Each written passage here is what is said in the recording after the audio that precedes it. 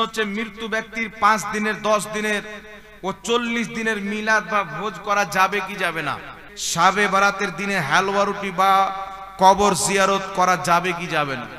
ব্যাংকের সুদ খাওয়া ঠিক না বেঠিক? ঈদুল ফিতর, ঈদুল আজহা, নামাজ, তারাবির নামাজ মহিলা ও পুরুষ একত্রে জামাত করা যাবে?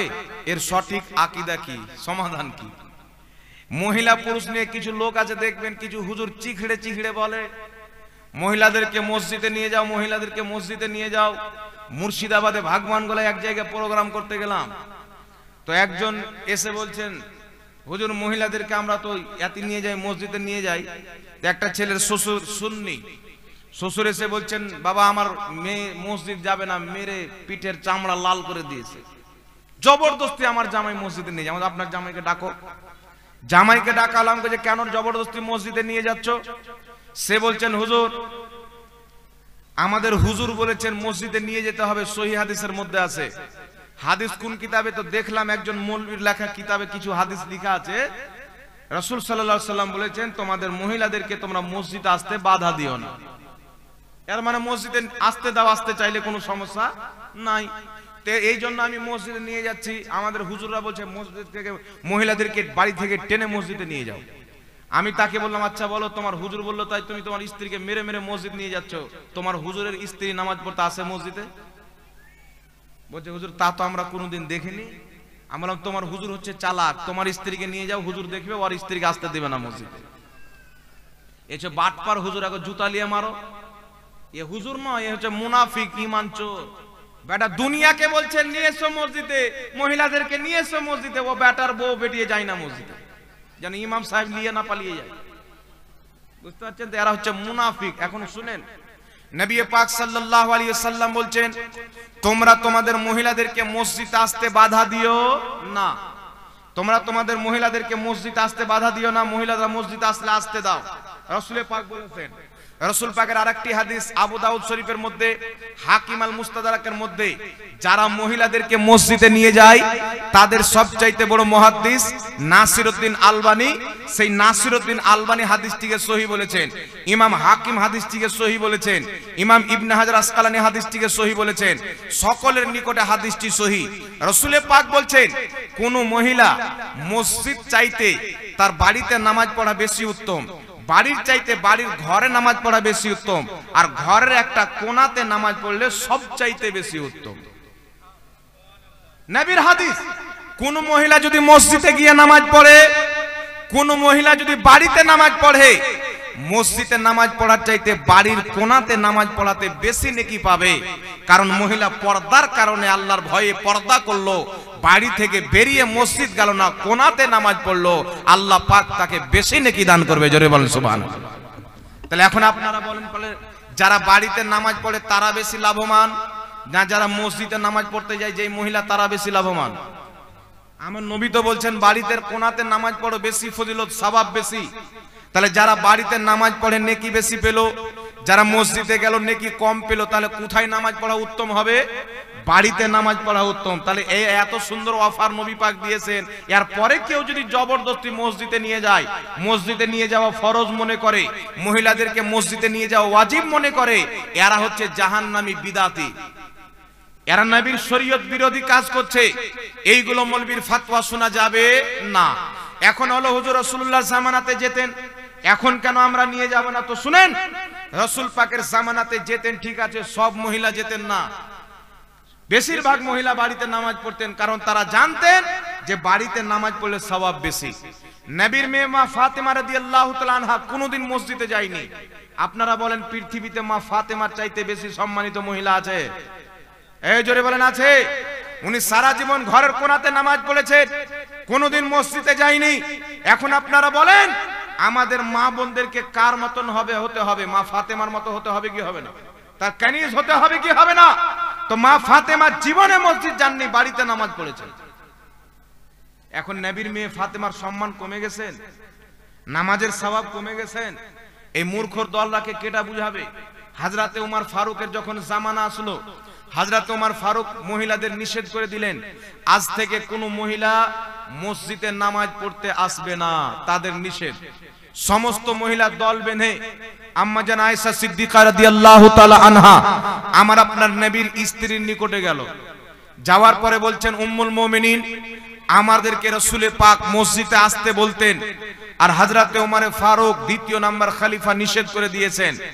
হযরতে উম্মুল মুমিনিন বললেন, রাসূলে পাক যদি আজ এই দুনিয়াবি হায়াতে থাকতেন তো রাসূলে পাক ওইটাই হুকুম দিতেন যেটা ওমর ফারুক দিয়েছেন। জোরে বলুন সুবহানাল্লাহ। সুবহানাল্লাহ।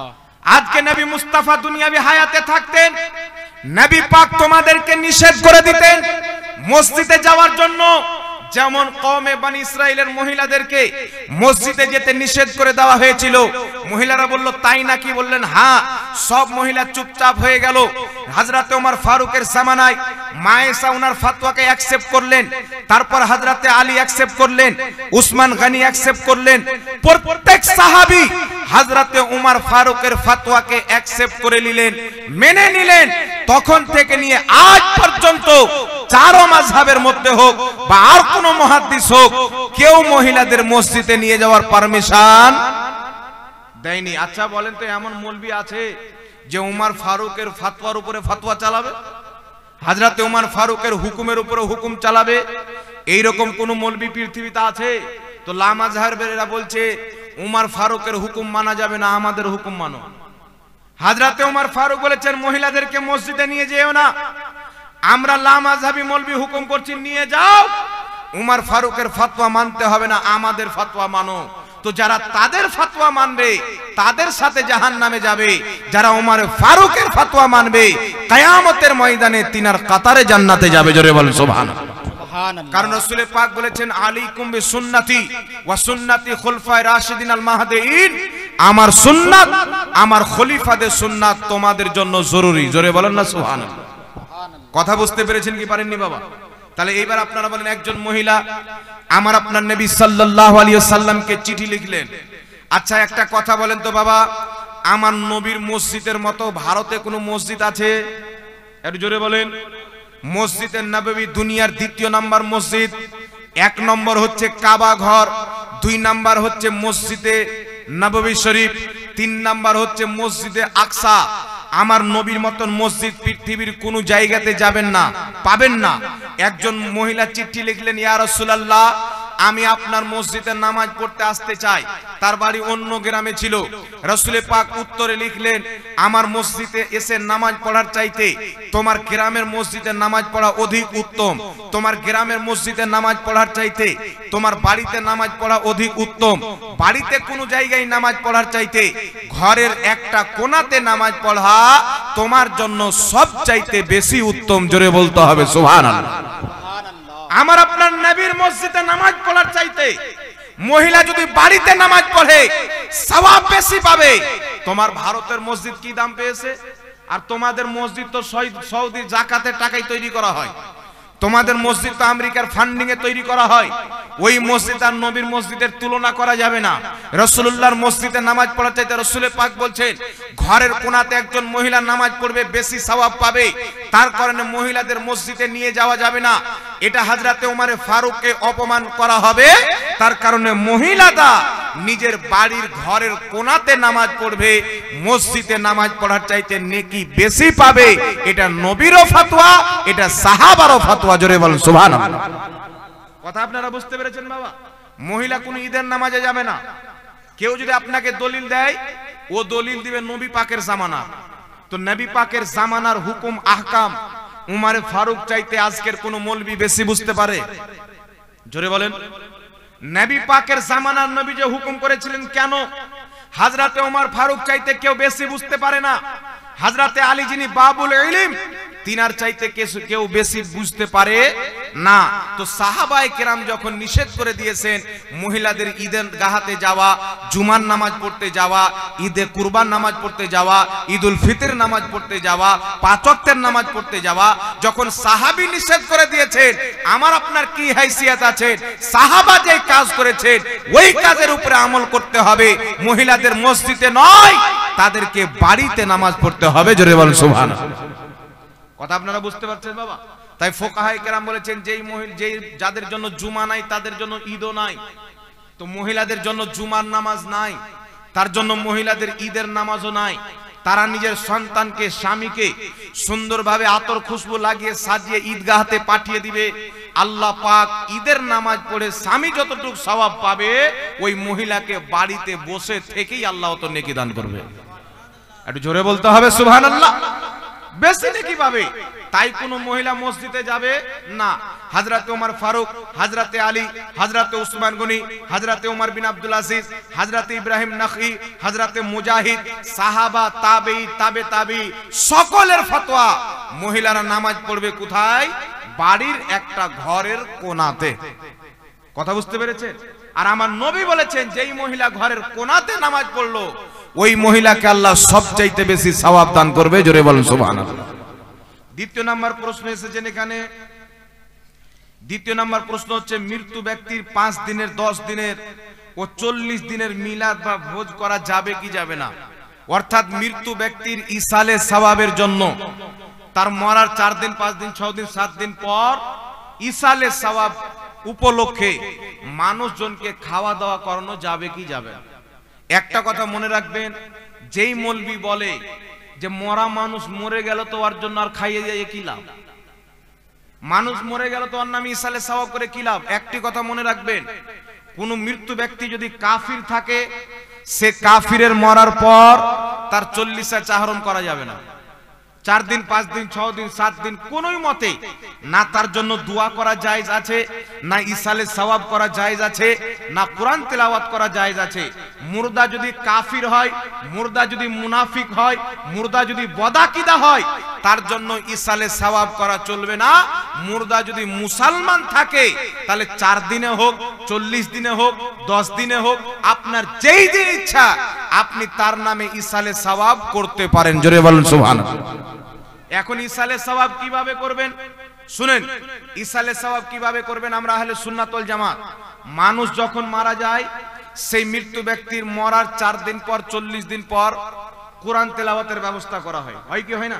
মাদ্রাসা তালবে ইলম ডেকে, আলিম উলমাকে ডেকে, গ্রামে যারা কোরআন তেলাওয়াত করতে জানে তাদেরকে ডেকে কোরআন খতম করা হয়।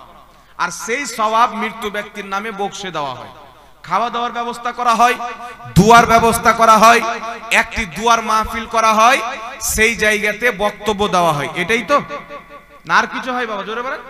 গান বাজনা করা হয়, ঢোল তাশা করা হয়, একটু জোরে বলেন। করা হয় না? এখন এইগুলো জিনিস করা যাবে কি যাবে না শুনেন। মার্কেটে কিছু মৌলবি বেরিয়েছে, তারা বলতে চায় মরা মানুষ যখন মরে যায়, সেই মানুষের ইসালে সওয়াবের জন্য যদি মানুষকে খাওয়ান, ওই মরা মানুষ জাহান্নামে যাবে। এই কথা বলে কি বলে না বাবা? তবে যেই মৌলবি এই ফতোয়া দেয়, এটা হচ্ছে ওর বাপের ঘরের ফতোয়া, শরীয়তের ফতোয়া নয়। শরীয়তের ফতোয়া হচ্ছে আলাদা। আমি আপনাকে মাত্র 2টি হাদিস শোনাবো, লক্ষ্য করে শুনেন। আবু দাউদ শরীফের মধ্যে হাদিস, একজন সাহাবী নবীর দরবারে আসলেন, যিনার নাম হলো সাদ বিন আবাদা রাদিয়াল্লাহু তাআলা আনহু। তিনি আসার পরে বলছেন, ইয়া রাসূলুল্লাহ, ইয়া হাবিবাল্লাহ, আমার মা ইন্তিকাল করেছেন, আমি চাই আমার মায়ের নামে কিছু সাদকা করব, দান করব। ইয়া রাসূলুল্লাহ, আমার মায়ের নামে কি সাদকা করব যাতে আমার মা বেশি উপকৃত হবে, সওয়াব পাবে?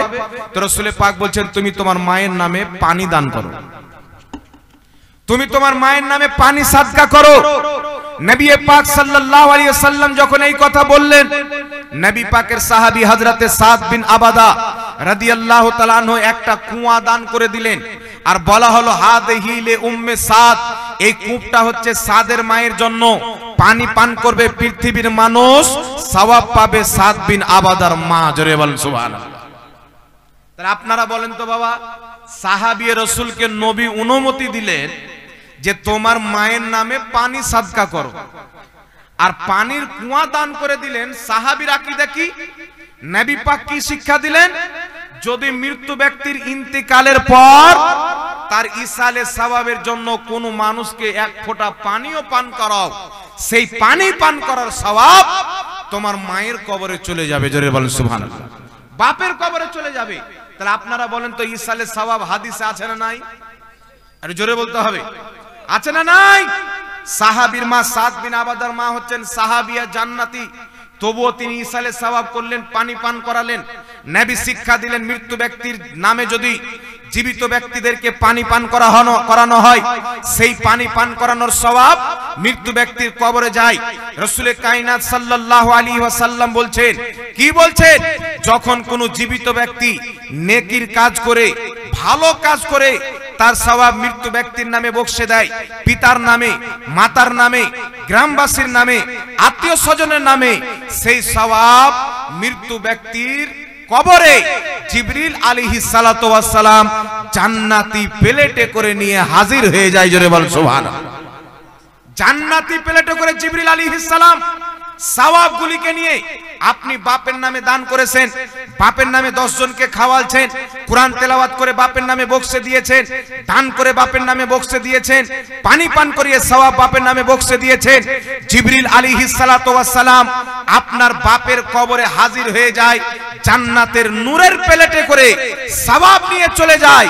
আপনার পিতামাতা এমন খুশি হয় যেমন জীবিত ব্যক্তিকে তোহফা দিলে খুশি হয়, মরা মানুষ আপনার পাঠানো সওয়াব পেয়ে কবরে খুশি হয়ে যায়। জোরে বলতে হবে সুবহানাল্লাহ। আর লামাযহাবী মৌলবি তো শয়তান। একজন ব্যক্তি শয়তানকে দেখছে চেয়ারের উপরে বসে, পাও হিলাচ্ছে আর বসে আছে।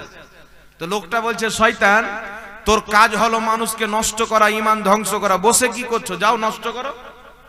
তো শয়তান বলছে, আমি এখন রেস্ট নিচ্ছি, কিছু মৌলবিকে আমি আমার খেলাফত দিয়েছি, আমার কাজ এখন তারা করছে, আমি এখন বসে আরাম করছি। কথা বুঝছেন বাবা? তো শয়তানের খেলাফত নামা মৌলবি বেরিয়েছে। এরা বলছে মার গয়া মারদুদ না ফাতিহা না দুরুদ, মানুষ মরে গেল তো কিছুই করা যাবে না, বলে কি বলে না বাবা? একজন ব্যক্তি বলছেন, হুজুর আপনারা মানুষ মরলে 40 করেন, চাহরম করেন, ইসালে সওয়াব করেন, আমরা মরে গেলে কিছুই করি না। আমরাও করি না, কুত্তা মরলে করি না, ছাগল মরলে করি না, গরু মরলে করি না। তোমার বাপ মা যদি গরু থাকে, জানোয়ার থাকে, তো মরে গেলে কিছু করণীয় নাই। আর তোমার বাপ মা যদি মুসলমান থাকে, মানুষ থাকে, সাহাবা করেছেন, তোমাকেও করতে হবে। কথা বুঝতে পেরেছেন বাবা? আরেকটা হাদিস শুনেন, হিলিয়াতুল আউলিয়ার মধ্যে ইমাম আসবাহানি রাহমাতুল্লাহ আলাইহি হাদিসটি উল্লেখ করেছেন। তাফসিরে ইবনে রজবের মধ্যে ইমাম ইবনে রজব হাম্বলি রাহমাতুল্লাহ আলাইহি হাদিসটি উল্লেখ করেছেন। ইমাম জালালউদ্দিন সুয়ুতি আল হাবিলিল ফাতাওয়া প্রথম খণ্ড 130 পৃষ্ঠার মধ্যে হাদিসটি উল্লেখ করে বলেছেন, রেজালুহু রেজালুস সহি, এই হাদিসের সনদ হলো সহি। বিশ্ববিখ্যাত তাবেঈ হযরতে তাউস রাহমাতুল্লাহ আলাইহি বলছেন, আমাদের জামানায় এবং সাহাবায়ে কেরামের জামানায় ইন্নাল মাউতা ইয়াফতানুনা ফি কুবুরিহিম সাবআ ফাকানু ইস্তাহিব্বুনা আইয়াতাআমা আনহু তিলকাল আইয়াম। তিনি বলছেন, নবীর সাহাবার যুগে, আমাদের যুগে যদি কোনো ব্যক্তি মারা যেত, ওই ব্যক্তির ইসালে সওয়াবের জন্য আমরা 7 দিন পর্যন্ত মানুষকে খাওয়া দাওয়া করাতাম। জোরে বলতে হবে সুবহানাল্লাহ। তাহলে বলেন বাবা, মানুষ মারা যাওয়ার পর সাহাবায়ে কেরাম 7 দিন পর্যন্ত মানুষকে আহার করিয়েছেন, যেন মানুষকে আহার করার যে সওয়াব, ওই সওয়াব জিবরিল আলাইহিস সালাম আপনার পিতার কবরে, মাতার কবরে, আত্মীয় স্বজনের কবরে, মুসলমান ভাইয়ের কবরে পৌঁছে দেয়। যদি কোনো রকমের বালা থাকে, কবরে ফিতনা থাকে, আযাব থাকে, তাহলে মানুষকে খাওয়া দাওয়ার বরকতে আল্লাহ তার আযাবকে দূর করে দেয়। জোরে বলতে হবে সুবহানাল্লাহ। হযরতে তাউস বলছেন, ইন্নাল মাউতা ইয়াফতানুনা ফি কুবুরিহিম সাবআ, একজন মৃত্যু ব্যক্তি নিজের কবরে 7 দিন পর্যন্ত ফিতনাতে থাকে। ফাকানু ইস্তাহিব্বুনা আইয়াতাআমা আনহুম তিলকাল আইয়াম। তিনি বলছেন, তাই আল্লাহর নবীর সাহাবীগণ এবং আমরা তাবেঈগণ সেই মৃত্যু ব্যক্তির নামে 7 দিন পর্যন্ত খাওয়া দাওয়া করাতাম। কারণ মৃত্যু ব্যক্তির পক্ষ থেকে ইসালে সওয়াবের জন্য যদি খাওয়া দাওয়া করানো হয়, তাহলে তার সওয়াব পেয়ে মৃত্যু ব্যক্তির কবরের আযাবকে আল্লাহ বন্ধ করে দেয়। জোরে বলুন সুবহানাল্লাহ। কথা আপনারা বুঝতে পেরেছেন বাবা? এই জন্য আমরা মৃত্যু ব্যক্তি মারা যাওয়ার 4 দিন পর, 40 দিন পর আমরা খাওয়া দাওয়া করাই। 20 দিন পর আপনি যে কোনো দিন করেন, সওয়াব আপনার পিতা মাতার কবরে চলে যাবে। অনেক কেউ বার্ষরিকী করে না, জোরে বলেন, করে কি করে না? বছরে একবার করে করবেন, বছরে একবার অবশ্যই পিতা মাতাকে স্মরণ করে ইসালে সওয়াব করবেন। যেই কাজ সাহাবায়ে কেরাম করেছেন, তাবেঈনগণ করেছেন, ওই কাজকে কেউ যদি বিদআত বলে, হারাম বলে, ওই মৌলবি না কলবি? কথা বলেন, ও মৌলবি না শয়তান? ওই তো আবু জেহেলের গোষ্ঠীর লোক। তো এই শয়তান মৌলবীকে যারা দাওয়াত দিয়ে ওর বক্তব্য শুনবে ওরা তো শয়তানি হবে। শয়তানের বক্তব্য শুনে যদি কেউ অনুসরণ করে তাহলে মানুষরূপী শয়তান হবে। আর আলিম ওলামার বক্তব্য কেউ যদি শ্রবণ করে তাহলে মানুষরূপী ইমানদার হবে। জোরে বলতে হবে সুবহানাল্লাহ। কথা বুঝতে পেরেছেন বাবা? আর একটা আপনাকে শুনিয়ে দিই, শুনেন। মৃত্যু ব্যক্তির কোরআন তেলাওয়াত করলে জীবিত ব্যক্তির কোরআন তেলাওয়াতের সওয়াব মৃত্যু ব্যক্তির কবরে যায় কি যায় না একটু লক্ষ্য করে শুনেন, লক্ষ্য করে শুনবেন। মাজমাউ সাওয়াইদের মধ্যে সহিহ হাদিস, হযরতে লজ রাহমাতুল্লাহ আলাইহি বিশ্ববিখ্যাত তাবেঈ, তিনি নিজের সন্তানকে বলছেন, বেটা আমি যখন মারা যাব তো আমার কবরের মাথার সাইডে সূরা বাকারার প্রথম অংশ তেলাওয়াত করবে আর পায়ের দিকে সূরা বাকারার শেষ অংশ তেলাওয়াত করবে। কেন নসিহত করলেন? সাহাবায়ে কেরামের বিশ্বাস ছিল যদি মৃত্যু ব্যক্তির কবরের পাশে বা তার ইসালের সওয়াবের জন্য কোরআন তেলাওয়াত করা হয় তাহলে সেই তেলাওয়াতের সওয়াব মৃত্যু ব্যক্তির কবরে যায়, ফলে মৃত্যু ব্যক্তি উপকৃত হয়। জোরে বলেন সুবহানাল্লাহ। আরেকটি শুনেন, বাংলাদেশে আরেকটি মৌলবি বেরিয়েছেন যার নাম হচ্ছে কাকড়ামুজ্জামান। নামটা আকরামুজ্জামান, কিন্তু ওর কাজ হচ্ছে কাঁকড়ার মতো দিনকে কেটে ছোট করা। এ পাকা শয়তান, লাল দাড়ি। এ বলছে যে সম্মিলিতভাবে কোরআন তেলাওয়াত করা হচ্ছে নাজায়েজ, মানে মানুষ 10 জন বসে একসাথে যদি কোরআন তেলাওয়াত করে তো নাজায়েজ হবে। কিন্তু বিরাদর ইসলাম হাদিসের কি ফতোয়া? সুনানুদ দারমির মধ্যে সহিহ হাদিস, যে হাদিসটিকে ইমাম নববী রাহমাতুল্লাহ আলাইহি নিজের কিতাব আল আসকারের মধ্যে উল্লেখ করে বলছেন হাদা হাদিসুন সহিহুন, হাদিসের সনদ হচ্ছে সহিহ। একাধিক সাহাবা বর্ণনা করেন যে আমাদের জামানায় যারা ভালো কোরআন পড়তে জানতো আমরা তাদেরকে দাওয়াত দিয়ে একত্রিত হয়ে কোরআন তেলাওয়াত করে খতম করতাম, তারপরে দোয়া করতাম। আমাদের বিশ্বাস ছিল কোরআন খতমের পর দোয়া কবুল হয়ে যায়। জোরে বলেন সুবহানাল্লাহ। তাই পিতামাতা আত্মীয় স্বজন যদি মারা যায় তার ইসালের সওয়াবের জন্য মাদ্রাসার তালিবে ইলমকে, আলিম ওলামাকে, গ্রামবাসীকে যারা কোরআন তেলাওয়াত করতে জানে তাদেরকে ডেকে একসাথে যদি কোরআন তেলাওয়াত করে সবাই আস্তে আস্তে তেলাওয়াত করবে, এক অপরের আওয়াজ যেন এক অপরের কানে না যায়। এইভাবে কোরআন তেলাওয়াত করা হচ্ছে সুন্নাতে সাহাবা, নাজায়েজ নয়। এবং সেই তেলাওয়াতের সওয়াব আপনার পিতার নামে বক্সে দিবেন, মাতার নামে বক্সে দিবেন। রাসূল পাক বলছেন জিবরিল আলাইহিস সালাম ওই সওয়াবকে জান্নাতি প্লেটে করে নিয়ে যার নামে বক্সাবেন তার কবরে হাজির হয়ে যাবে। জোরে বলতে হবে সুবহানাল্লাহ। তার কারণে বিরাদর ইসলাম যারা কোরআন তেলাওয়াত করাকে বিদআত বলে মৃত্যু ব্যক্তির ইসালে সওয়াবের জন্য, এই আহলে হাদিস লা মাযহাবিদের গুরুর কিতাব ফাতাওয়া সানাইয়ার মধ্যে লেখা আছে যে জীবিত ব্যক্তির কোরআন তেলাওয়াতের সওয়াব মৃত্যু ব্যক্তির কবরে যায়। বিশ্ববিখ্যাত ইমাম ইবনে কুদামা রাহমাতুল্লাহ আলাইহি নিজের কিতাব আল মুগনি, কিতাবটি সৌদি আরব রিয়াজ থেকে ছাপা হয়েছে, সেই কিতাবের মধ্যে লিখছেন যুগ যুগ থেকে মুসলমান পিতামাতা আত্মীয় স্বজনের ইন্তিকালের পর মানুষজনকে একত্রিত করে কোরআন তেলাওয়াত করে, আর সেই তেলাওয়াতের সওয়াব মৃত্যু ব্যক্তির কবরে যাও। ইজমাউল মুসলিমিন, এই বিষয়ে সকল মুসলমান ঐক্যমত, কারোর কোনো মতভেদ নাই যে জীবিত ব্যক্তির কোরআন তেলাওয়াতের সওয়াব আল্লাহ মৃত্যু ব্যক্তির কবরে পৌঁছে দেয়। জোরে বলতে হবে সুবহানাল্লাহ। জগৎ বিখ্যাত ইমাম জালালউদ্দিন সিউতি রাহমাতুল্লাহ আলাইহি নিজের কিতাব শারহুস সুদুরের মধ্যে লিখতেছেন যে মানুষজন একত্রিত হয়ে কোরআন তেলাওয়াত করলে তার সওয়াব মৃত্যু ব্যক্তির কবরে যায়। এইভাবে কোরআন খানি করা ইসলামে বৈধ এবং জায়েজ আছে। জোরে বলতে হবে সুবহানাল্লাহ। হাজারো ইমামগণ জায়েজ বলেছেন, তাই এটা যুগ যুগ থেকে চলে আসে। কিন্তু ইহুদিরা যখন ইসলাম চালু করেছে, নাসারারা যখন নিজের মনের ইসলাম চালু করেছে, তখন থেকে একে বিদআত এবং নাজায়েজ বলা হয়। তো এদের ইসলামকে তালাক দিতে হবে, সাহাবায়ে কেরামের ইসলামকে নিতে হবে, নবী মুস্তাফার ইসলামকে নিতে হবে। যেই নবী মুস্তাফা আমাদেরকে শিক্ষা দিয়েছেন তোমার মা মারা যাওয়ার পর, বাবা মারা যাওয়ার পর যদি কোনো জীবিত ব্যক্তিকে তুমি পানি পান করাও, সেই পানি পান করার সওয়াব তোমার মায়ের কবরে চলে যাবে। খাবার খাওয়াও, খাবার খাওয়ানোর সওয়াব তোমার মায়ের কবরে চলে যাবে। তো বুঝা গেল মৃত্যু ব্যক্তির ইন্তিকালের পর 4 দিন পর হোক, 5 দিন পর হোক, 6 দিন পর হোক, 40 দিন পর হোক, তার নামে ইসালে সওয়াব করা, মানুষকে খাওয়া দাওয়া করানো, পানি পান করানো, কোরআন তেলাওয়াত করানো, এটা নবীর শরীয়তে জায়েজ আছে। জোরে বলতে হবে সুবহানাল্লাহ। কথা বুঝতে পেরেছেন বাবা? নবীর শরীয়তে যায়, তো নবীর শরীয়ত মানবেন না শয়তানের শরীয়ত মানবেন সেটা আপনাদের ব্যাপার। তো আমরা তাহলে সুন্নাত ওয়াল জামাত এই জন্য নবীর শরীয়তকে মানি। তাই কথা বুঝতে পেরেছেন বাবা? একটা কথা আর বলে দিই, হুজুর আপনার বাপ মারা গেছেন আপনি দোয়া করেন, জি আপনার মা মারা গেছেন আপনি দোয়া করেন, আপনার আত্মীয় স্বজন মারা গেছেন আপনি দোয়া করেন, ভাড়া করা লোক নিয়ে এসে লাভ কি? এরকম বলে কি বলে না বাবা? জি দুই একটা শয়তান মৌলবি বেরিয়েছে আমাদের ভারতের মাটিতে, বুঝে তোর বাপ মারা গেছে মৌলবি তুই দোয়া কর, ভাড়া করে কিনে নিয়ে আসছিস। বলছে জিয়ারত করতে যাবে তো মৌলবি ভাড়া করে, দোয়া করবে তো মৌলবি ভাড়া করে। আরে তোমার বাপ মারা গেছেন তুমি দোয়া করো, মাদ্রাসার তালবিল নিয়ে এসে কোরআন খানি করিয়ে লাভ কি?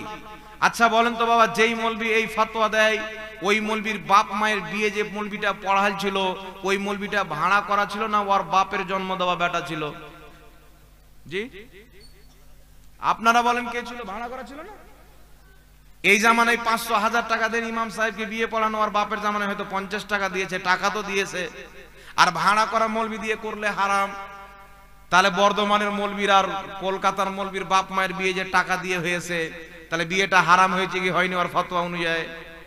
তো ওর বাপ মায়ের বিয়েটা হারাম হয়েছে, তাহলে দুই মৌলবি হালাল জাদা না হারাম জাদা আপনারা বলেন? হ্যাঁ, তো তার ফতোয়া অনুযায়ী তো এদের ঈমানই নাই। কথা বুঝতে পারছেন বাবা? তারা হচ্ছে জাহিল মৌলবি। আর মসজিদের ইমাম সাহেব 5 ওয়াক্তের নামাজ পড়ায় টাকা নিয়ে হয়ে যায়, ভাড়া করা ইমাম দিয়ে 5 ওয়াক্তের নামাজ হয়, ভাড়া করা ইমাম দিয়ে ঈদের নামাজ হয়, ভাড়া করা ইমাম দিয়ে জানাজার নামাজ হয়, ভাড়া করা ইমাম দিয়ে ওর বাপ মায়ের বিয়েটা হয়ে যায়। আর কিছু আলিম উলামাকে মহব্বতে তারা কোরআন তেলাওয়াত করতে জানে বলে তাকে ডেকে বাপের ইসালে সাহেবের জন্য কোরআন তেলাওয়াত করলে নাকি নাজায়েজ হয়ে যায়। এ মৌলবি না চাপ্পাল চোর? জি এ মৌলবীর গ্যারান্টি নাই ভালো চাপ্পাল পেলে চেঞ্জ করে চুরি করে নিয়ে চলে যাবে। ঈমান চোর মৌলবি, বুঝতে পারছেন? এর থেকে নিজের ঈমানকে বাঁচিয়ে রাখবেন। কেউ যদি বলে তোমার বাপ মারা গেল তো ভাড়া করা লোক নিয়ে এসে লাভ কি, তাকে আপনি বলবেন তোর মসজিদের ইমাম সাহেবকে ক টাকা বেতন দিস বল, আর বেতন বন্ধ করতো মৌলবি থাকবে, মাদ্রাসার শিক্ষক থাকবে, তো সবাই তো ভাড়া করারে পাগলা। তো তোর নামাজ ফরজ জিনিস যখন হয়ে যায় তো ইসালের সওয়াব তো মুস্তাহাব, এটা তো ছোট জিনিস নামাজের চাইতে। তো নামাজ যদি ভাড়া করা ইমামে হয়ে যায় তো ইসালের সওয়াব তো ডবল হবে। কথা বুঝতে পেরেছেন কি পারেননি বাবা? তাহলে কোন মৌলবি যদি বলে ভাড়া করা ইমাম দিয়া হবে না, ভাড়া করা তালবিলিং গ্রামের লোক নিয়ে এসে ইসালে সওয়াব হবে না, তাহলে মনে করবেন যে এই মৌলবীর বাপ মায়ের বিয়ে ভাড়া করা মৌলবি পড়েছে, বিয়েটা হারাম, আর হারাম বিয়ের নাতিজাই মৌলবি। বুঝতে পেরেছেন? আল্লাহ বুঝার তৌফিক দান করুক। তাই ইসালে সওয়াব করবেন, কলমা খানি কুলখানি সব করবেন, ইসলামে জায়েজ আছে। কলমা খানিতে কোনো ওয়াহাবির মুখে পেশাব করা হয় না যে নাজেজ হয়ে যাবে। আল্লাহর নাম নেওয়া হয়, কোরআন তেলাওয়াত করা হয়, 100% এটা জায়েজ আছে। কথা বুঝতে পারছেন? তাদেরকে বলবেন তোমাদের কোরআনের সওয়াব যদি না যায় তোরা গান পার্টি কর না, কে মানা করছে? আর তোমরা করলেও তো যাবে না, তোমার তো ইমানদারি নাই, মুসলমানই নয়। ইসালে সওয়াবের জন্য মুসলমান হওয়া শর্ত আছে। আরেকটি প্রশ্ন করা হয়েছে, শাবে বারাতের দিনে হালুয়া রুটি বা কবর জিয়ারত করা যাবে কি যাবে না? বলে দেবো বাবা, উত্তরটা বলে দেব। দেখেন বিরাদির ইসলাম, শাবে বারাতে নবী পাক সাল্লাল্লাহু আলাইহি সাল্লামের স্ত্রী আম্মা জান আয়েশা সিদ্দিকা বলেন, একদিন নবী পাক সাল্লাল্লাহু আলাইহি সাল্লাম রাতের বেলা আমার ঘরে ছিলেন, আমার বাড়ি ছিল। হঠাৎ করে রাত্রি, গভীর রাত্রি হয়ে দেখছি জেগে নবী পাক ঘরে নাই। মা আয়েশা সিদ্দিকা রাদিয়াল্লাহু তাআলা আনহা বলেন, নবী পাককে আমি খুঁজতে আরম্ভ করলাম। বাড়ি থেকে বেরিয়ে আমি অন্য নবী পাকের স্ত্রীগণের হুজরার দিকে তাকিয়ে দেখলাম, পেলাম না। আমি মা আয়েশা চলে গেলাম জান্নাতুল বাকির দিকে। দেখছি নবী পাক সাল্লাল্লাহু আলাইহি সাল্লাম জান্নাতুল বাকিতে দাঁড়িয়ে দাঁড়িয়ে দোয়া করছেন আর কান্না করছেন। সুবহানাল্লাহ বলেন। সুবহানাল্লাহ। জান্নাতুল বাকি কবরস্থান, আমার আপনার নবী দোয়া করছেন। মা আয়েশা বলছেন ওই রাত্রি কোন রাত্রি নবী পাককে যখন গেলেন, নবী পাকের নিকটে হাজির হলেন, নবী পাক বলেন, আয়েশা তুমি কি এটা মনে করো আমি কি তোমার হক মারবো না? আজকের এমন একটি রাত, ওই রাত্রির নবী মুস্তাফা ফজিলত বয়ান করলেন যে রাত্রিকে আমরা বলি শাবে বারাত। জোরে বলতে হবে সুবহানাল্লাহ। মাজমাউ যাওয়াইদের মধ্যে সহিহ হাদিস, ইমাম হাইসামি হাদিসটিকে সহিহ বলেছেন। হাদিসটি রাসূল পাক বলছেন, শাবে বারাতের রাত্রি আল্লাহ তাবারক ওয়া তাআলা প্রথম আকাশে নুজুল করেন, যেমন তার শানের যোগ্য। মহান রব্বুল আলামিন বান্দাকে সারা রাত্রি ডাক দেয়, কে আছে আমার বান্দা আমার কাছে ক্ষমা চাইবে, আমি আল্লাহ তাকে ক্ষমা করে দিব। মহান রব্বুল আলামিন সেই রাত্রিতে শিরককারী এবং হিংসুক ব্যতীত প্রত্যেক গুনাহ করনেওয়ালা মানুষকে আমার আল্লাহ ক্ষমা করে দেয়। জোরে বলতে হবে সুবহানাল্লাহ। এই রাত্রিকে বলা হয় শাবে বারাত। শাব মানে হচ্ছে রাত, বারাত মানে হচ্ছে মুক্তি, মুক্তির রজনী। এই রাত্রিতে রাত্রি জেগে যারা ইবাদত করবে, কবর জিয়ারত করবে, দিনের বেলা রোজা রাখবে, আল্লাহ তাবারাক ওয়া তাআলা তার সমস্ত গুনাহ maaf করে দিবে। জোরে বল সুবহানাল্লাহ।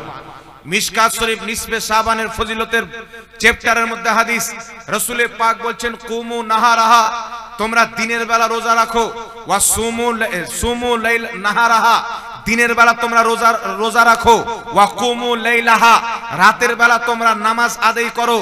আপনার ইমাম কাস্তালানি মাওয়াহিবুল্লাহ দুনিয়ার মধ্যে সহিহ হাদিস উল্লেখ করেছেন, রাসূলে পাক সাজদায় পড়ে আছেন রাত্রি বেলা। আম্মা জান আয়েশা বলেন এত লম্বা সাজদা করলেন, আমি মনে করলাম দয়ার নবী হয়তো ইন্তিকাল করেছেন। মা আয়েশা দীর্ঘ সময় চলে যাওয়ার পর রাসূলে পাককে স্পর্শ করলেন, আল্লাহর নবী একটু হিললেন। নামাজ খতম করে আমার নবী বললেন, আয়েশা তুমি কি জানো এই রাত্রি কোন রাত্রি? এই রাত্রিতে মহান রব্বুল আলামিন প্রথম আকাশে তার রহমত নজুল করেন। আল্লাহ তাবারাক ওয়া তাআলা হিংসুক ব্যতীত, মুশরিক ব্যতীত তার বান্দার সমস্ত গুনাহ আমার আল্লাহ ক্ষমা করে দেয়। জোরে বলতে হবে সুবহানাল্লাহ, সুবহানাল্লাহ। কথা বুঝতে পারছেন বাবা? আজকাল কিছু দাড়িওয়ালা শয়তান বেরিয়েছে, বলতে চায় যে শাবে বারাতে রোজা রাখলি নাকি জাহান্নামে যাবে। এর মতন পাগলা কুকুর আর দুনিয়াতে পাওয়া যাবে বাবা? জি, ও যে শাবে বারাতে রোজা রাখলে জাহান্নামে যাবে, অথচ ও বলছে আমরা আহলে হাদিস। আবে তুই আহলে হাদিস তো তোমার বাপ আহলে হাদিসের ফাতাওয়া, আহলে হাদিস ফাতাওয়াটা পড়ো। ফাতাওয়া আহলে হাদিস তোমাদের মুহাদ্দিসের উপরই তোমাদের লেখা কিতাব ফাতাওয়া আহলে হাদিসের মধ্যে লিখতেছে শাবে বারাতে রোজা রাখা মুস্তাহাব, যারা রাখবে আল্লাহ তাদেরকে সওয়াব দান করবে। জোরে বলেন সুবহানাল্লাহ, সুবহানাল্লাহ। তোমাদের সবচাইতে বড় গুরু ইবনে তাইমিয়া নিজের কিতাব ইকতিদাউল সিরাতাল মুস্তাকিমের মধ্যে লিখছে শাবে বারাতে রাত্রিতে ইবাদত করা যায়। তোমাদের গুরু আব্দুর রহমান মুবারকপুরি তোহফাতুল আহওয়াজের মধ্যে লিখতেছে শাবে বারাতে রোজা রাখাও যায়, রাত্রে ইবাদত করাও জায়েজ। জোরে বলতে হবে সুবহানাল্লাহ। কথা বুঝতে পেরেছেন বাবা? ওদেরই বাপ দাদার কিতাবে লেখা আছে, কিন্তু বেটা পড়বে তেবি তো। একে শিখিয়ে দিয়েছে যে জালসাতে উঠেই সুন্নিদের বিরুদ্ধে মারগুলি, জালসাতে উঠেই মারগুলি। যদি হিম্মত থাকে বাবা একবার সুন্নিদের সামনে বসে দেখো না, কত বড় তুমি হাদিস মাননেওয়ালা আছো, পৃথিবী দেখে নিবে। আহলে হাদিস নাম দিয়ে কত বড় হাদিস চোর দুনিয়াতে ঘুরছে, পৃথিবীর সামনে সূর্যের আলোর মতন উজ্জ্বল হয়ে যাবে ইনশাআল্লাহ। এই শাবে বারাতে রাত্রিতে ইবাদত করা যায়। দিনের বেলা রোজা রাখা সওয়াবের কাজ, রাত্রে ইবাদত করা সওয়াবের কাজ, কবর জিয়ারত করা নবীর সুন্নাত। আর একটি কথা, হালুয়া রুটি খাওয়া যাবে কি যাবে না? ইবনে মাজাহ শরীফ বাবুল হালওয়া, হালওয়ার অধ্যায় হাদিস, ক্বালাত আয়েশা সিদ্দিকা রাদিয়াল্লাহু তাআলা আনহা কানান নবী সাল্লাল্লাহু আলাইহি ওয়াসাল্লাম ইউহিব্বুল হালওয়া ওয়াল আসালা। মা আয়েশা বলছেন রাসূলের কায়নাত সাল্লাল্লাহু আলাইহি ওয়াসাল্লাম সবচাইতে বেশি হালওয়া খেতে ভালোবাসতেন। জোরে বলেন সুবহানাল্লাহ, সুবহানাল্লাহ। নবী আমার রুটি খেয়েছেন, নবী আমার হালওয়া খেয়েছেন। তাহলে বলেন তো বাবা, যেই জিনিসটা রাসূল ভালোবাসতেন, কেউ যদি নবীর মহব্বতে শাবে বারাতের একটি গুরুত্বপূর্ণ রাত, এই রাত্রিতে আমরা নবীর মহব্বতে নবীর সুন্নাত হালওয়া রুটি খাবো, তাহলে ও খারাপ কাজ করলো না ভালো কাজ করলো? একটু জোরে বলেন, খারাপ কাজ করলো না ভালো কাজ করলো? ভালো কাজ করলো না? তো কেউ যদি বলে হালওয়া রুটি খাওয়া বিদআত, তো তাকে বলবেন কি খাবে? উটের পেচ্ছাপ খাও। ওদের নুকেটে উটের পেচ্ছাপ পান করা জায়েজ। আহলে হাদিসদের গুরু ওয়াহিদুজ্জামান নিজের কিতাব হাদিয়াতুল মাহাদির মধ্যে লিখতেছেন, কি লিখতেছেন? হাদিয়াতুল মাহাদির মধ্যে লিখছে যেইগুলো পশু পাখির মাংস খাওয়া হালাল, সেইগুলো পশু পাখির পেচ্ছাপ এবং পায়খানা পাক। নাউজুবিল্লাহ বলেন। তাহলে তোমরা পেচ্ছাপ পায়খানা খাও না, তোমাদের নিকটে পাক। আমরা নবীর সুন্নাত হালুয়া রুটি খাচ্ছি তো পেটে ব্যথা কেন? উটের পেচ্ছাপ খাওয়া তোমাদের নিকটে যায়, উটের পেচ্ছাপ খাও, আমরা কি মানা করেছি বাবা? এই জন্য শাবে বারাতে হোক বা অন্য অন্য দিন হোক, যেই দিন নবীর সুন্নাত হিসাবে হালুয়া রুটি খাবেন, আল্লাহ পাক সওয়াব দান করবে। জোরে বলেন সুবহানাল্লাহ। ব্যাংকের সুদ খাওয়া ঠিক না বে ঠিক? শুনেন, ইসলামিক দেশে দারুস সালাম যাকে বলা হয়, যেমন পাকিস্তান, বাংলাদেশ, সৌদি আরব, দুবাই, কাতার, ইন্দোনেশিয়া, ইসলামিক দেশ আছে কিনা? এইগুলো দেশে যে ব্যাংকের টাকাটা ইন্টারেস্ট বাড়ে, এটা হচ্ছে সুদ খাওয়া হারাম। আর আমাদের ভারত হচ্ছে দারুস সালাম, কিন্তু এখানকার কাফির হলো হারবি। আর রাসূল সাল্লাল্লাহু আলাইহি সাল্লামের হাদিস, যেটা ইমাম সারাকসি আল মাবসুত কিতাবের মধ্যে লিখেছেন, আরো অনেক কিতাবের মধ্যে রয়েছে হাদিস। রাসূলে পাক বলছেন হারবি কাফির এবং মুসলমানের মাঝে বাড়তি টাকাটা সুদ হয় না। তাই ভারতের যেই ব্যাংকটা হচ্ছে হারবি কাফিরের, সেই ব্যাংকে কেউ যদি টাকা রাখে আর টাকাটা যদি বাড়ে, ওটা সুদ হিসেবে গণ্য হবে না। বুঝতে পেরেছেন?